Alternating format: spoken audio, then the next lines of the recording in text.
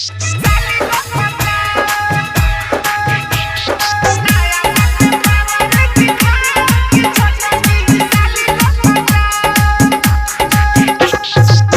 साल में पावर दिखाओ कि छोटा की साली को पटाओ। नया साल में पावर दिखाओ कि छोटा की साली को पटाओ। साली को पटाओ भैया साली को पटाओ। साली को पटाओ भैया साली को पटाओ। घड़ा वाली को ठिठुआ दिखाओ कि छोटा की साली को पटाओ।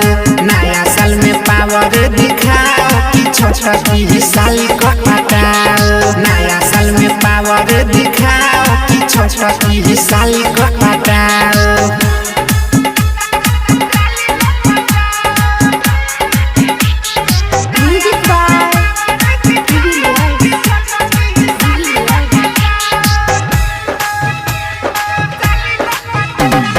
वाई तेरी हो गई है भैया पुरानी। वाई तेरी हो गई है भैया पुरानी। साली जी को देखो रे मस्त है जवानी। साली जी को देखो रे मस्त है जवानी। नजर से नजर मिलाओ कि छोटा की साली को पटाओ।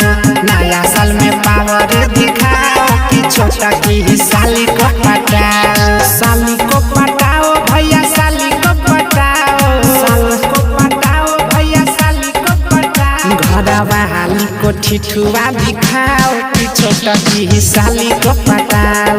नया साल में पावर दिखाओ कि छोटा की साली को पटाओ।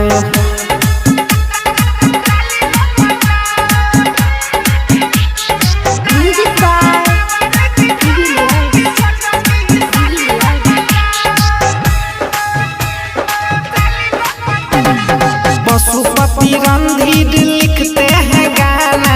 पशुपति रणधीर लिखते हैं गाना। साली जी के पीछे जीजा है दीवाना। साली जी के पीछे जीजा है दीवाना। बेवकूफ साला को भगाओ कि छोटा की साली को पटाओ। नया साल में पावर दिखाओ कि छोटा की साली को पटाओ। साली को पटाओ भैया साली को पटाओ। साली को पटाओ भैया साली को पटाओ। घड़ा वाली को ठिठुआ दिखाओ कि छोटा की साली को पटाओ। नया साल में पावर दिखाओ कि छोटा की साली को पटाओ। जय बाबा विशु रिकॉर्डिंग स्टूडियो, चक्कर मनिया, बेलदौर।